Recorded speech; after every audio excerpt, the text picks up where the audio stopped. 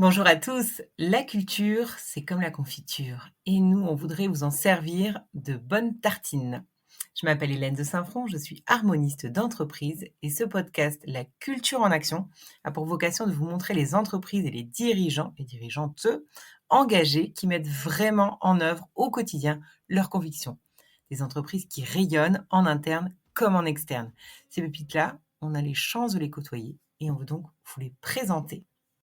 Aujourd'hui, on a la chance de recevoir l'extraordinaire Margaret Henriquez ou Maggie, qui vient avec son sourire chaleureux et son énergie pétillante comme du champagne, partager sa passion pour la maison Krug qu'elle dirige depuis maintenant 12 ans. On peut imaginer que Maggie et moi, on est confortablement installés, bien au chaud, avec une coupe de champagne de la grande cuvée de Krug, délicieusement fraîche.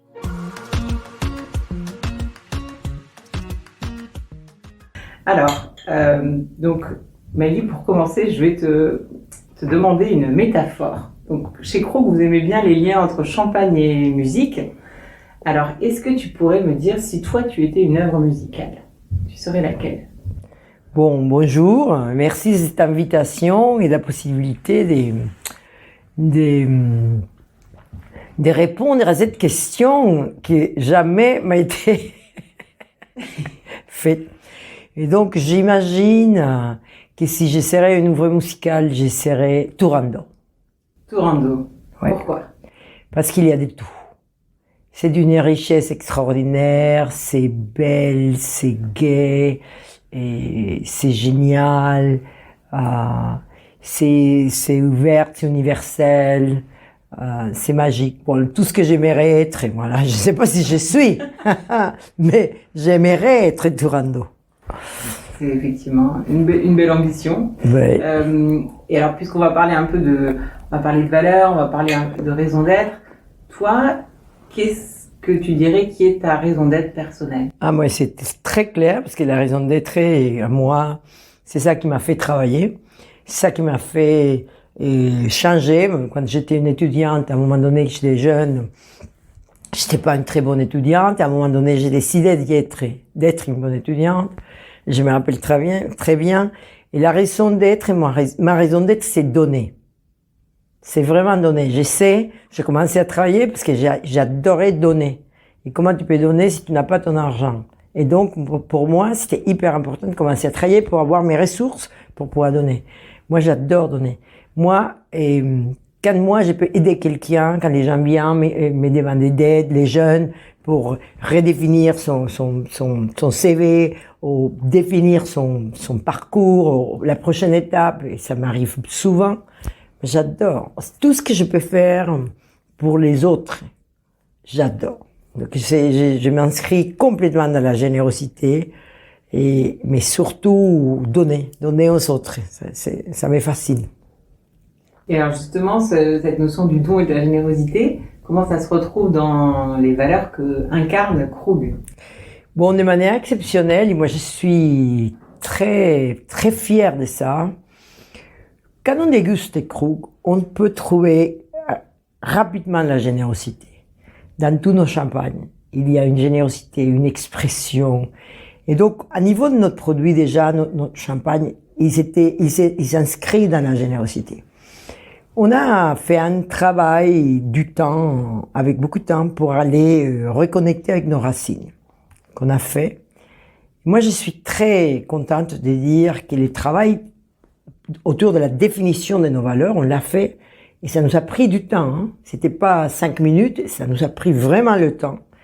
Et pour pouvoir arriver à ces valeurs qui vont driver la maison.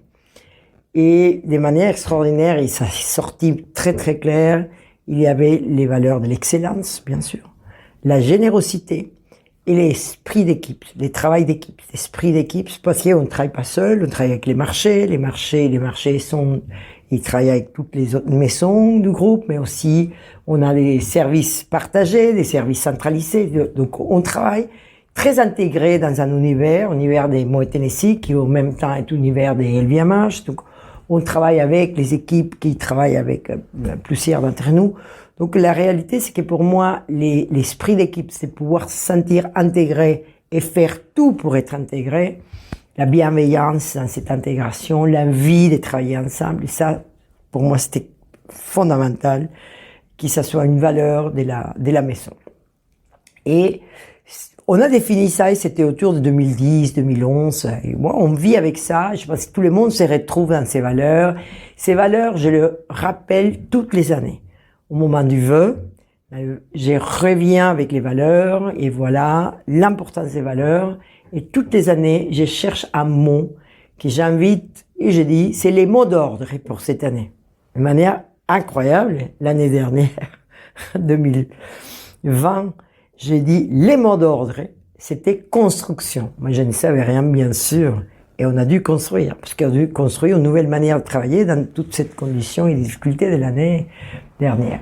Donc, moi, c'est ce qui me plaît énormément, c'est qu'à travers le temps, on a découvert comment, de manière profonde, la générosité était une valeur historique dans la maison Krug.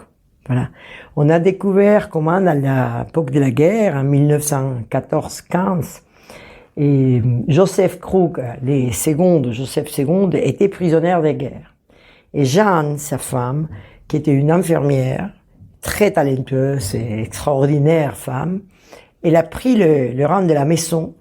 Et donc, c'est elle qui a tenu la maison. Et en même temps, elle était très engagée avec la ville, avec Reims. Et elle s'est rendue compte, la guerre, que les gens commencent à partir, et elle parle avec les maires pour les dire, il nous faut ouvrir nos caves pour pouvoir recevoir les gens, pour éviter que Reims devienne un champ de bataille, on va tout perdre. Et nous, la maison Krug, pendant 2 ans, a été ouverte. On a eu 500 personnes qui sont vécues à la maison, dans nos caves. Et on a trouvé, en 2014, on a trouvé un album avec des photos miniatures. Hein. Et il y avait quelqu'un qui est vécu là, mais personne ne savait que c'était là, qui avait écrit un livre. Et donc tout ça a été connecté, c'est extraordinaire. Donc en 2015, on a demandé les labels des centenaires, et on a invité les gens à visiter nos caves, et on a refait les espaces tels comme ils étaient quand les gens ont vécu. On a des photos avec les enfants à l'école, avec les gens dans les temples. Tout s'est passé dans nos caves. Moi, je trouve ça, c'est une évidence de la générosité de la maison. Et de la générosité qui va encore plus loin. Quand Jeanne, et à la fin de la guerre, son obsession, c'était de voir comment est-ce qu'il pourrait aider la reconstruction. Et elle a participé de manière très active dans l'hôpital de l'hôpital américain. Et c'est son grand projet, avec beaucoup d'autres personnes, mais elle était clé dans cet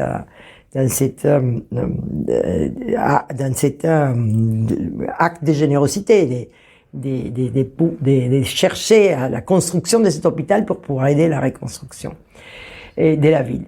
Et donc nous, un jour, comme j'avais demandé à un historien de m'aider à construire l'histoire et écrire l'histoire de la maison en 2011, quand cette personne est arrivée, parce qu'on l'a fait avec Angleterre, cette maison était très liée aux Anglais, c'est typique de la Champagne, en plus, en général. Mais donc, j'ai demandé en anglais d'écrire l'histoire. J'ai donné toutes les informations, qui étaient une information sortie par les équipes, les historiennes des Moët-Hennessy. Nous avons des historiennes de Veuve Clicquot qui nous aident chez Krug aussi. Et donc, ils nous ont donné toutes les informations. J'ai donné tout ça à cet historien. Et il revient, il me dit, Maggie, tu connais un champagne de 1915 des Krug? Et j'ai dit, j'ai dégusté ces champagnes. Parce que quand je suis arrivé en 2010, il y avait cette bouteille de 1915, que je ne savais pas que c'était 1915, mais cette bouteille est sortie, perdu les bouchons.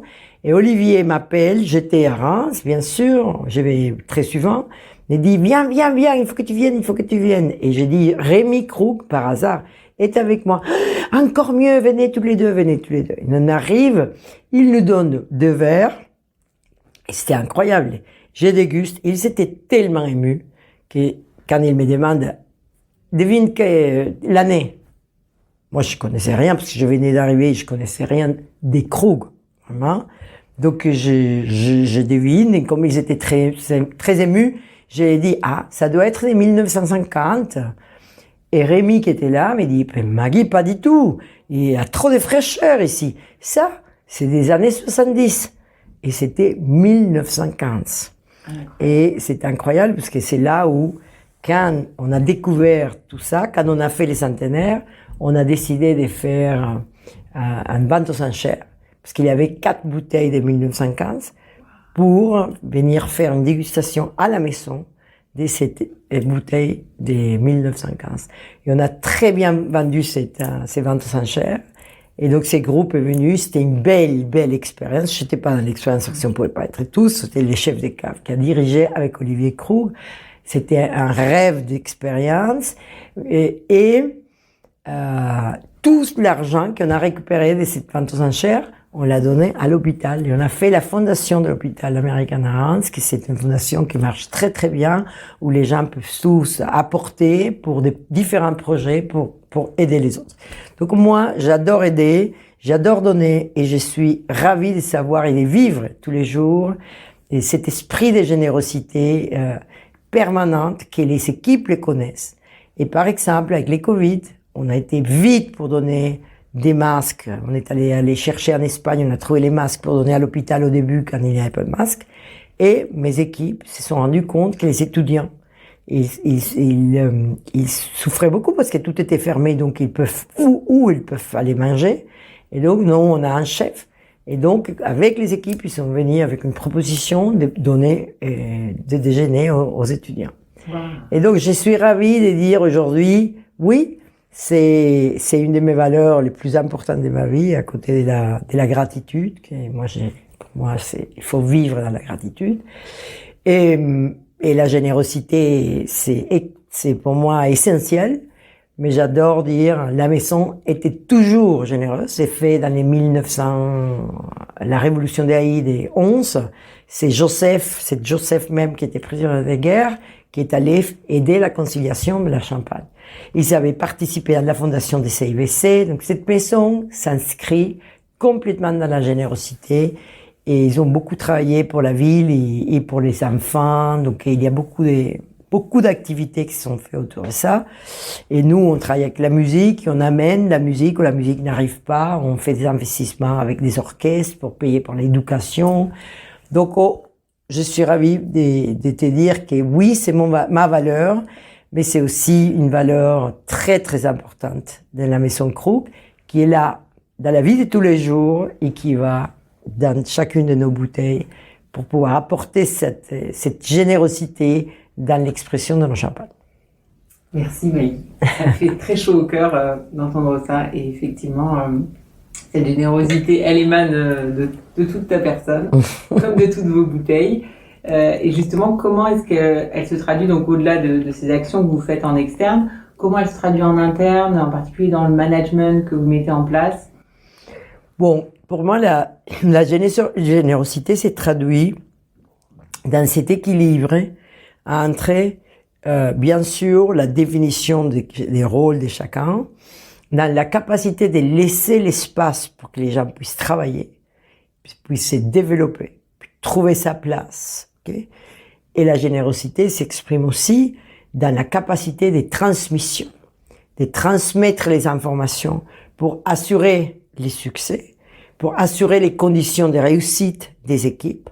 La générosité s'est traduite aussi dans la bienveillance qui doit exister, dans la manière dont on communique quand il y a quelque chose qu'on n'aime pas ou qu'on pense que c'est pas la bonne chose, mais toujours avec bienveillance, toujours dans la critique constructive. Et la générosité s'exprime aussi à travers de tout ce qu'on fait pour voir les équipes se développer, réussir, avancer, être près des équipes pour comprendre aussi ces difficultés et donner les sentiments aux équipes elles travaillent dans une maison avec une vision claire, avec un cadre clair, avec des propositions claires et avec des espaces de communication ouverte où s'il y a quelque chose, ils ont toujours l'espace et la place pour venir nous présenter ces inquiétudes. Et c'est aussi dans la générosité de la maison pouvoir comprendre que toujours, on doit une réponse. Tu vois? On doit la chercher. Peut-être on l'a, peut-être on l'a pas.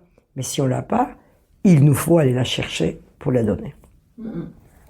Et alors justement, donc cette générosité que chacun va vivre grâce à ces actions que vous mettez en place, comment aider? Tu parlais dans la conférence que tu avais fait avec nous de cette notion de cohérence et de se dire ça commence par soi. Bien sûr. Et comment aider justement chacun, qu'est-ce que vous mettez en place pour aider chacun à justement apprendre à vivre les valeurs en lui-même?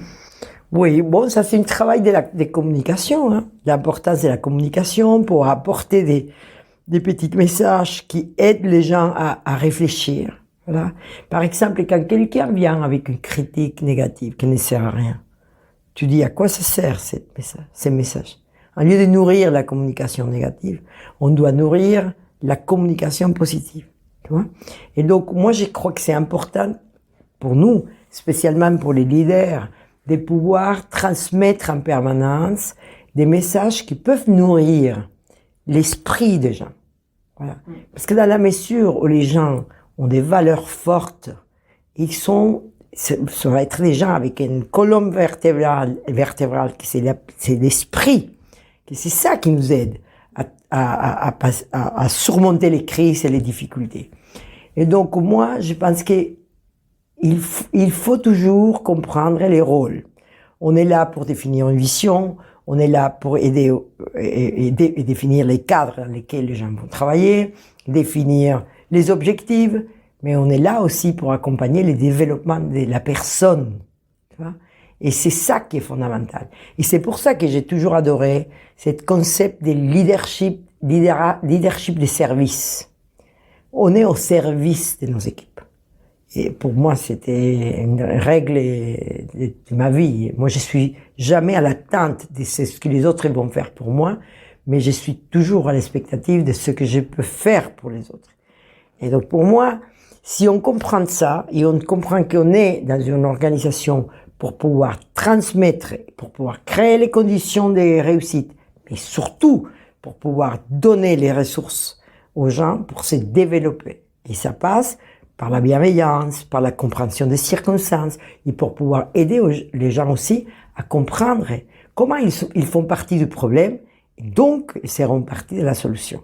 Au lieu d'aller chercher quelqu'un d'autre qui est responsable, et je dis toujours, si quelqu'un d'autre est responsable d'un problème qui te concerne, et tu fais pas partie du problème, tu pourrais pas faire partie de la solution. Et si tu fais pas partie des problèmes et tu fais pas partie de la solution, tu es une victime. Est-ce que tu aimes être victime? Ah non, bien sûr que non. Bon, donc tu es partie du problème. Donc c'est ça notre obligation. Oui, c'est important d'avoir des objectifs et des résultats, mais les résultats c'est vraiment durable dans la mesure qu'on crée une ambiance qui permet aux gens de se développer. Il est travailler en bienveillance, avec une bonne énergie, avec envie de travailler l'un avec l'autre et surtout avec cette capacité de comprendre l'autre comme humain. On est des humains, on va se tromper, tu vois, mais toujours avec bienveillance, les gens vont toujours faire tout pour corriger. Donc je vois de manière très importante le rôle que nous avons dans des organisations, le rôle social que nous avons dans des organisations et tout ce qu'on peut apporter aux gens. J'ai dit aux gens passent tellement de temps dans le travail. C'est quand ils partent à sa maison, aujourd'hui un peu, tout se mélange avec cette histoire de télétravail, très compliqué, by the way.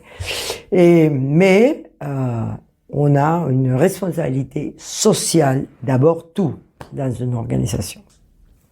Justement, oui, cette responsabilité sociale et même sociétale, maintenant qu'on demande de plus en plus à l'entreprise, vous, avec Krug, vous êtes allé plus loin parce que vous avez reçu le label Positive Luxury. Donc, au-delà de cet aspect prendre soin en interne, vous avez aussi des engagements sociaux, environnementaux forts. Totalement, nous sommes très engagés avec l'environnemental, nous avons une approche organique à nos vignobles, nous amenons les vignerons dans la certification de développement durable, parce que la majorité de nos vignerons sont petits, n'ont pas les structures, et pour se certifier, pour nous c'est important qu'ils soient certifiés, après on veut les amener encore plus loin, donc si c'est par rapport à la nature, si c'est à la planète, des décisions en interne, depuis toujours, on ne laisse pas les bouteilles aller voyager dans des avions.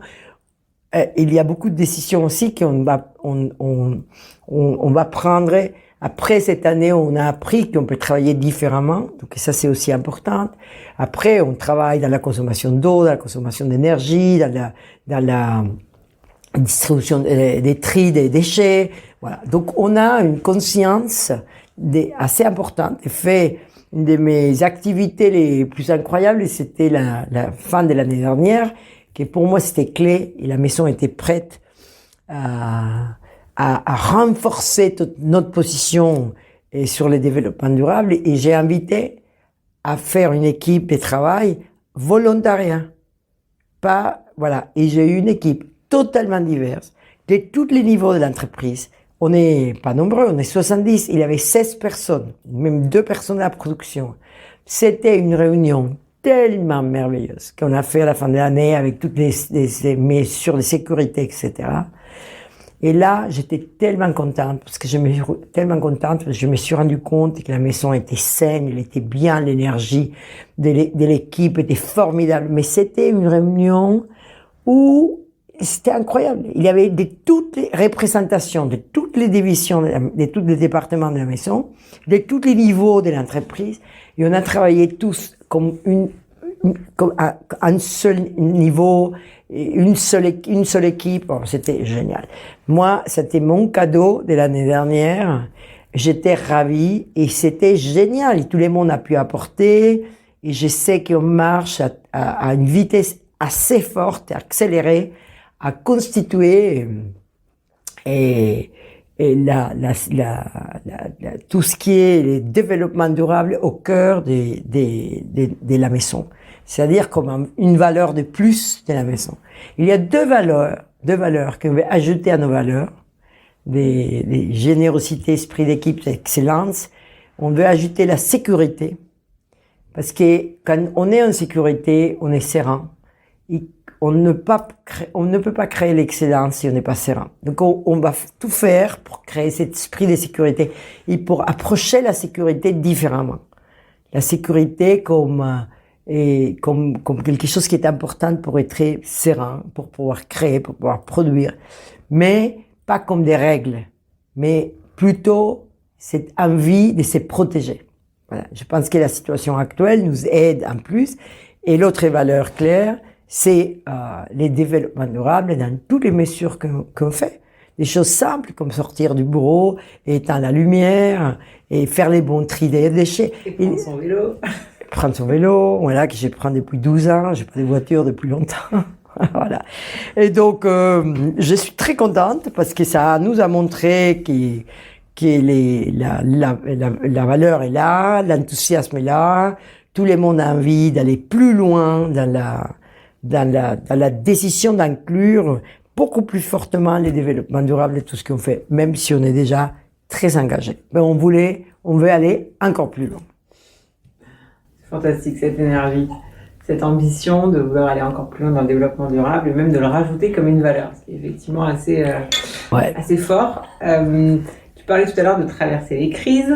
Alors justement, donc toi, on pourrait dire que c'est un peu ta spécialité, les crises. C'est sûr. Tu en as traversé beaucoup. Alors en quoi est-ce que justement ces valeurs, ça aide à traverser les crises ? Bon, je peux dire, j'aimerais remonter un peu aux crises que j'ai vécues. Parce que je profite de l'opportunité de faire cette podcast et de savoir qu'il y a des gens qui vont l'entendre pour partager avec vous, avec toi, avec vous, et des gestes, des décisions que j'ai pris et complètement attachées à mes valeurs et qui ont été clés pour la réussite de l'entreprise. C'est ça qui est intéressant. C'est pas les valeurs seules pour les valeurs. C'est les valeurs sont là et on les vit, on vit ces valeurs, mais ces valeurs vont nous aider à réussir. Hein? C'est pas dissocié. C'est ça qui est important. Et j'ai vécu des crises très, très profondes, très, très fortes. Et j'ai vécu une crise qui est arrivée, comme j'ai vécu des moments de crise quand je suis arrivé, et la crise était déjà en place, comme c'était le cas ici chez Krug. Et j'arrive en 2009, la crise du monde était déjà commencée. Quand je suis arrivé au Mexique en 95, la crise du tequila était déjà commencée. Mais en 92, et la même chose en Argentine en 2001, j'étais là quand la crise arrive. La crise est arrivée après mon arrivée. Et dans les deux cas, je l'ai dit parce que c'est justement attaché à la générosité.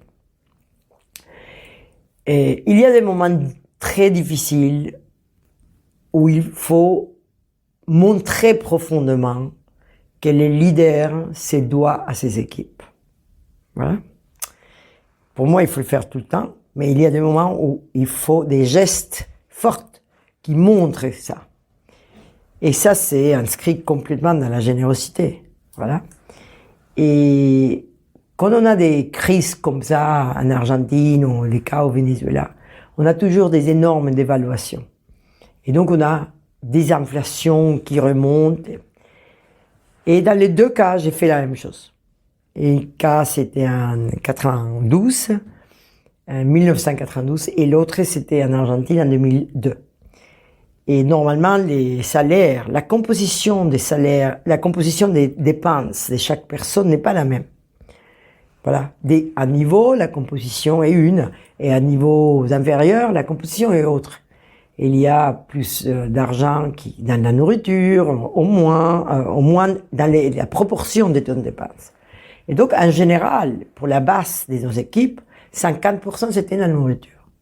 Voilà. Et 50% c'est les coûts de la vie, c'est-à-dire l'électricité. Et ces 50% de nourriture doublent. Normalement, in cette crise profonde, en moins de 6 mois, ces 50% devient les 100. Donc la personne mange ou la personne vit. Voilà. Et donc quand on va créer une augmentation on va décider l'augmentation des prix qui va nous permettre avoir les ressources pour faire les augmentations des salaires, on va chercher quelle est l'augmentation des prix qu'on peut faire qui nous permet de continuer à exister dans les marchés. Donc on ne peut pas aller augmenter n'importe quoi parce qu'on sort du marché. Et cet équilibre est très très important.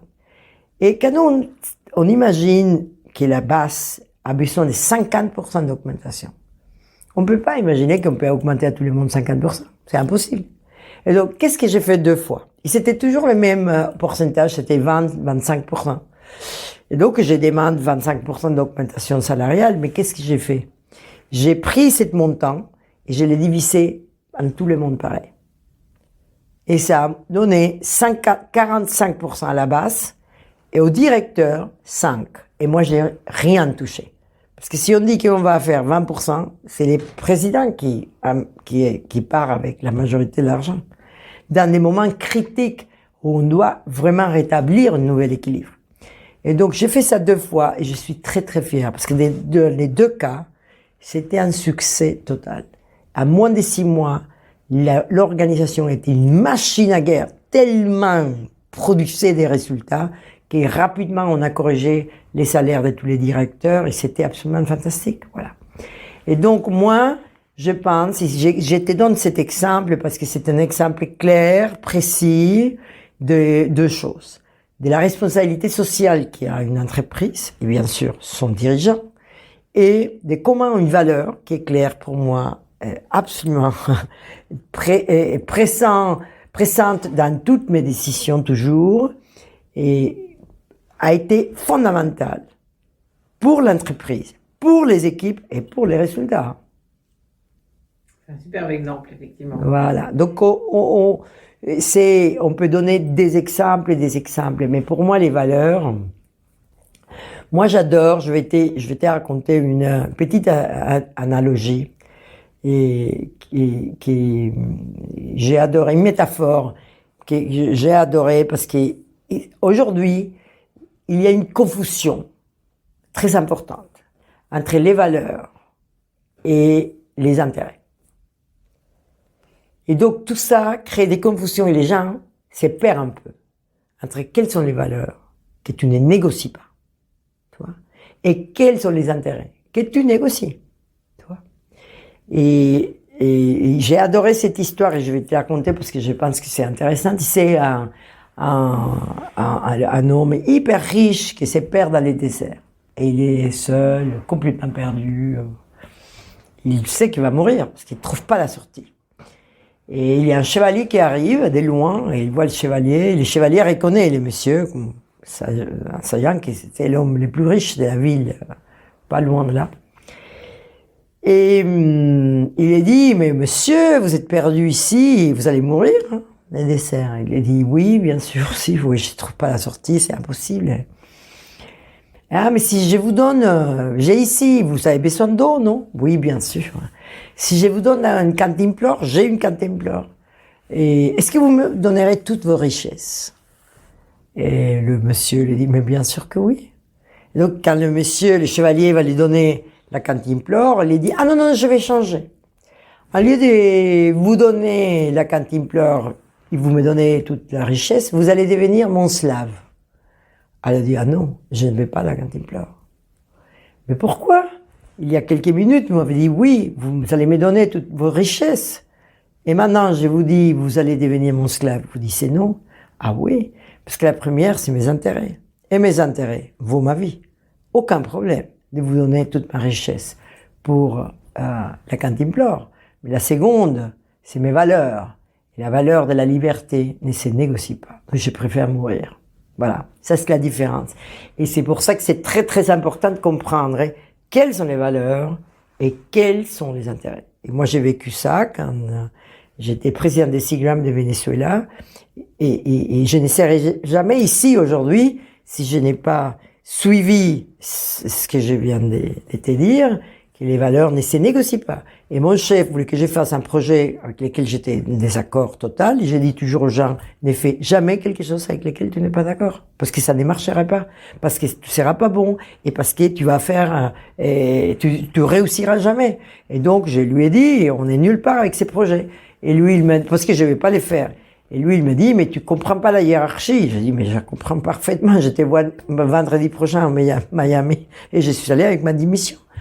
Et c'était en mai de 94, et il m'a dit, reste avec moi s'il te plaît, je reste jusqu'à quand tu veux, mais tu me parles plus de ces projets. Et à la fin, on ne m'a plus parlé de projets, et ils m'ont donné mon programme de Harvard, et là, je suis ici aujourd'hui, parce qu'à ce moment-là, j'ai respecté, comme je l'ai fait toute ma vie, mes valeurs. Mais après, il y a d'autres choses qui sont négociables, et on négocie. Voilà. Très, très important de comprendre les valeurs par rapport aux intérêts. Les valeurs, c'est pas négociable. C'est pas négociable. À no way. Parce que quand tu négocies une valeur, tu t'es détruit à l'intérieur. Et alors justement, en interne, quand il y a des situations un peu difficiles, par exemple des personnes dont tu as l'impression qu'elles sont pas dans les valeurs, comment est-ce que ça se passe? Avec le temps, la personne doit sortir. Parce que si tu as quelqu'un qui n'est pas dans les valeurs, c'est-à-dire qui ne partage pas du tout les valeurs de la maison, cette personne ne sera jamais heureuse. Cette personne ne pourra jamais travailler bien, ça c'est clair. C'était petit à petit, cette personne va devoir sortir. Et ça, c'est aussi la responsabilité de nous d'identifier les gens qui ne peuvent pas performer parce qu'ils ne partagent pas les valeurs et qui doivent partir. Et donc, il faut faire le travail, il faut être très respectueux, il faut les aider. Voilà. Mais pour moi, c'est des valeurs de vie, hein. La générosité, l'excellence n'existera pas Krug s'il n'y a pas les valeurs d'excellence, ça c'est sûr. Hein. Et du coup, quand vous recrutez avec ces valeurs? Ah ouais, ouais. Vous avez une sorte de déclinaison en critères de sélection? Ouais, c'est sûr, c'est sûr. Il faut toujours, selon les types de travail que la personne va faire, on essaie de voir quelle est l'approche à son travail, à son projet, et comment la manière d'approcher, c'est toujours dans cette recherche de l'excellence, remise en question, curiosité, intérêt pour l'autre, capacité à chercher l'information, à ne pas être complaisante, essentiel. Cette envie en permanence de comprendre on doit être toujours humble.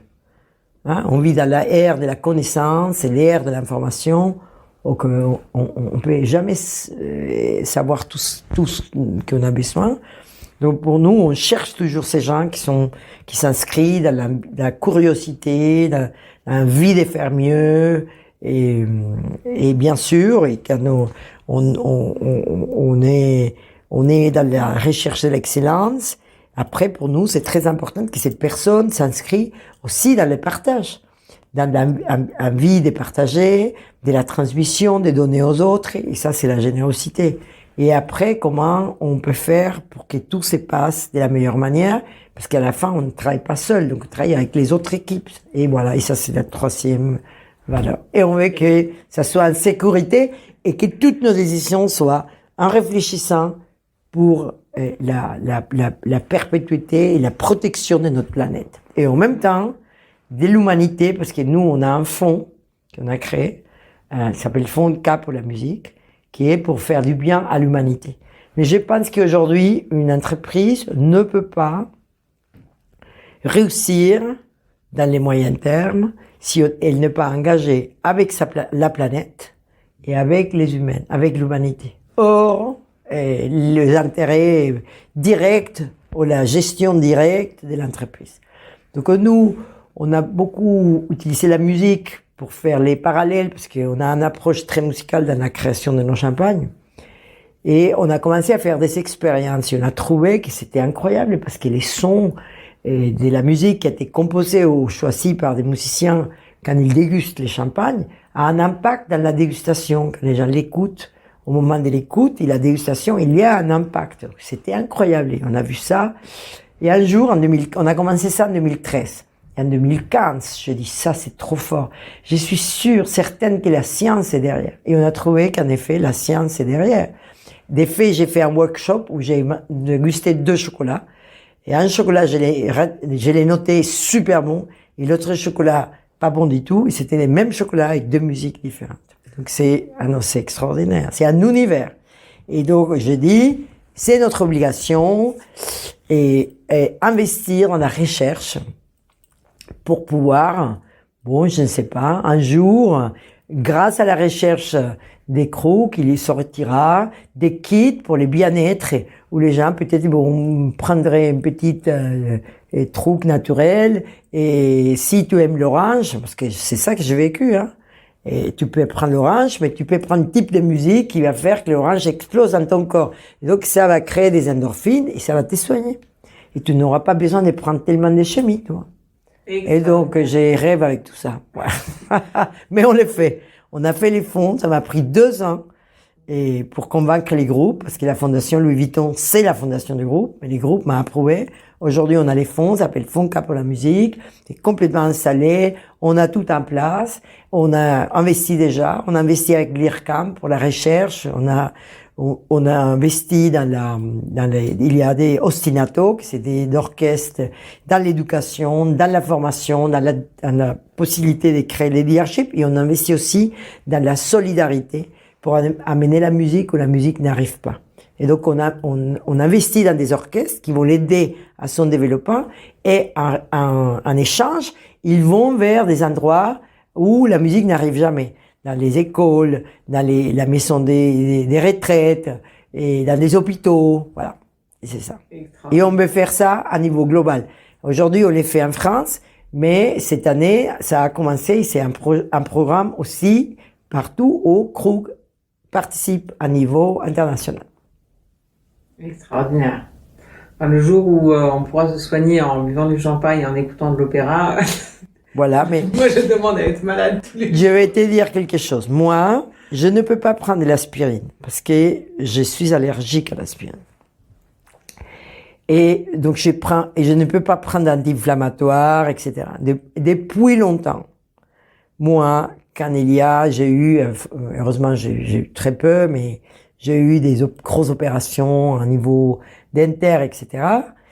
La douleur et les docteurs me disaient c'est 8 heures de douleur. Je dis vous allez voir docteur, ça sert à moi. Mais vous êtes sûr sans inflammatoire, sans antidouleur? Non, j'ai rien parce que je vais rien prendre. Et 2 heures après, 2-3 heures après, je suis toujours soignée. Parce que on travaille avec les pensées positives, on fait venir des images, des souvenirs, on utilise la musique parce que la musique a un pouvoir extraordinaire pour nous aider à construire ces images. Et c'est incroyable.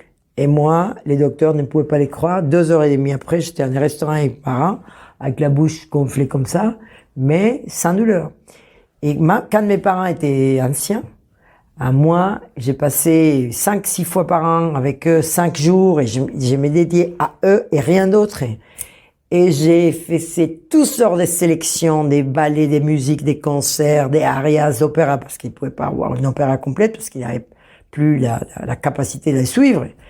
Et c'était incroyable. Ils applaudissaient, ils avaient envie de vivre. Et c'est la musique. La musique, elle est très très forte. Et si on combine la musique avec les goûts, c'est des moments d'émotion tellement forts. Non, c'est incroyable. Donc ça, c'est bonheur. Hein. Et le bonheur, c'est l'énergie positive et régénérative. Bonheur, énergie positive. Et c'est pour ça qu'on a les Crook ID. Derrière chaque bouteille, on a un petit numéro. Et on peut accéder par les Crook.com ou pour l'application des Crook, la seule chose gratuite que Crook a fait. Et là, il y a toute la musique qui a été créée, choisie, créée pour des musiciens pour accompagner nos champagnes. Extraordinaire. Voilà. On peut avoir la musique, l'accord, mais et il y a les accords. Il y a les accords mévins et il y a l'accord aussi et l'accompagnement de la musique. Extraordinaire, extraordinaire. C'est fantastiquement inspirant et j'avoue qu'on resterait toute la nuit à t'écouter. Peut-être un dernier mot sur à la fois les leçons que tu tires de cette année assez extraordinaire, et puis de ce que tu vois justement advenir dans le monde des entreprises. Tu parlais justement du fait que maintenant les entreprises elles n'ont pas le choix, il faut qu'elles s'engagent. Voilà, donc un peu qu'est-ce que tu vois qui émerge en particulier de cette crise qu'on vit en ce moment? Bon, je pense que cette crise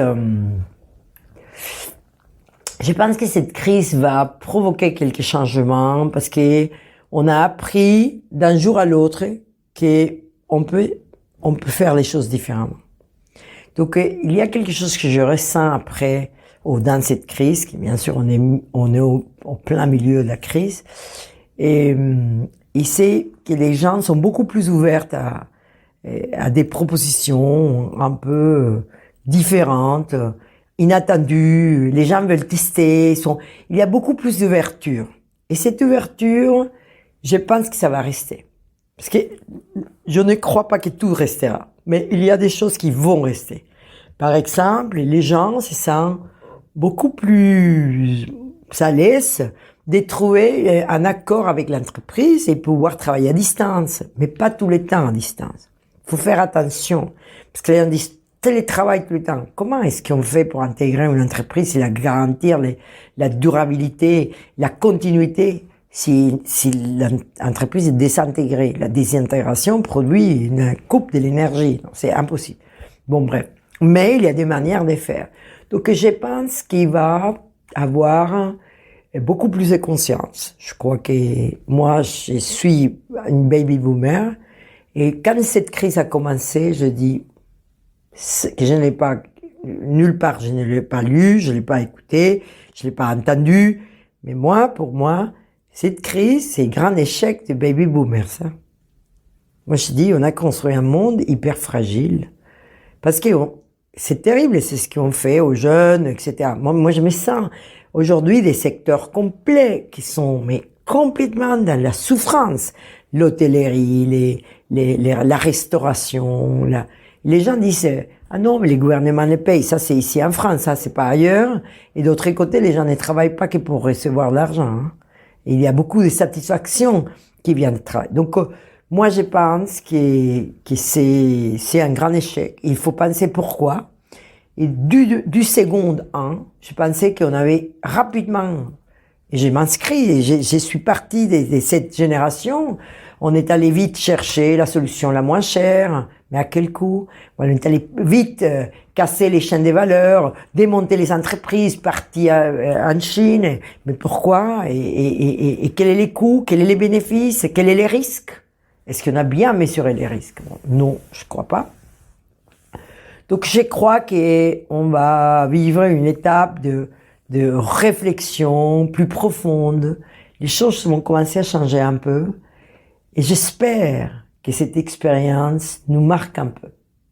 Il nous oblige à réfléchir 2-3 fois aux bénéfices, bien sûr, mais aussi aux risques. Et être un peu plus profonde et nous rendre compte qu'on a construit un monde très intégré, mais très fragile. Et c'est notre obligation maintenant de réajuster cette fragilité, peut-être c'est aux générations qui viennent, parce que il faut assurer chercher la manière dont on peut diminuer c'est ce qui nous est arrivé. Moi, je trouve vraiment terrible. Moi, je peux pas vous dire. Je pense que la crise est là pour nous faire devenir plus forts. On ne peut pas sortir de cette crise sans avoir fait des apprentissages profonds. Pas les apprentissages naturels. On a appris les digitales. Bien sûr, tout ça c'est bien. Il y a beaucoup de choses qu'on a appris. On sortira et si on approche à la crise, on doit toujours sortir plus fort. Mais il y a un impact que j'espère qu'il soit plus profond que ça.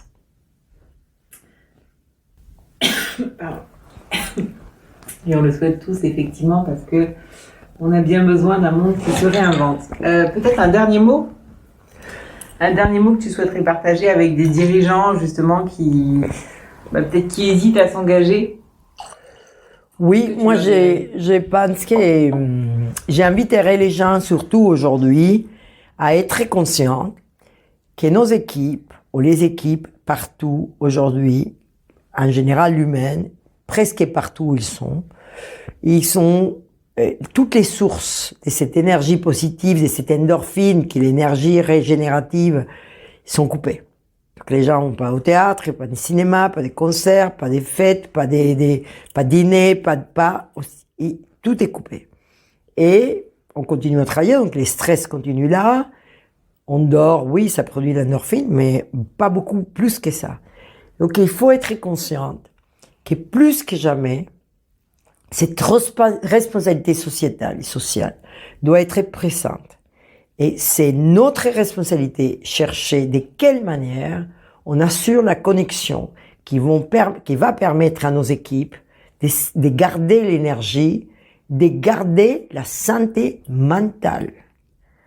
Nous sommes obligés à comprendre que cette crise, différente à toutes les crises que j'ai vécues avant, c'est une crise qui t'oblige à être distante. Et c'est ce qui permet aux équipes, aux organisations, à un pays, à surmonter une crise. C'est l'énergie qui s'est produite pour être ensemble. Mais aujourd'hui, cette crise nous pousse à nous diviser, à nous distancier. Donc, comment on fait? Et on utilise peut-être la technologie, okay? Mais aussi la force des mots. On ne peut pas s'embrasser. Qu'est-ce qu'on dit aux autres? Comment on utilise beaucoup plus la force de nos mots? Qu'est-ce qu'on fait pour faire rire les gens? Et rire, c'est fantastique, c'est sain. Donc, il faut, comme jamais, que les dirigeants s'occupent d'assurer la santé mentale de ces équipes. Magnifique conclusion.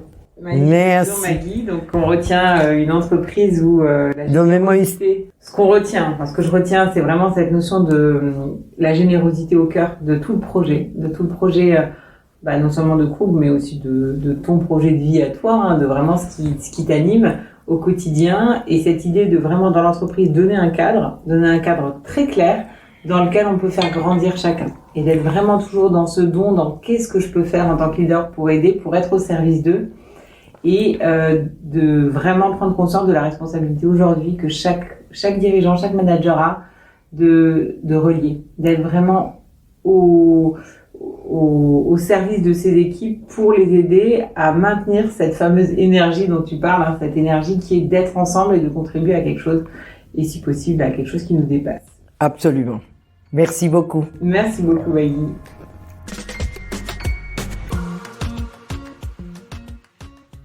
Si vous avez aimé ce podcast, je ne peux que vous recommander de le partager largement autour de vous pour offrir à d'autres les joies de ces mots pétillants et pleins d'énergie positive et bien sûr d'écouter les autres épisodes pour continuer à vous inspirer de ces entrepreneuses et entrepreneurs à mission qui mettent si bien leur culture en action. À bientôt!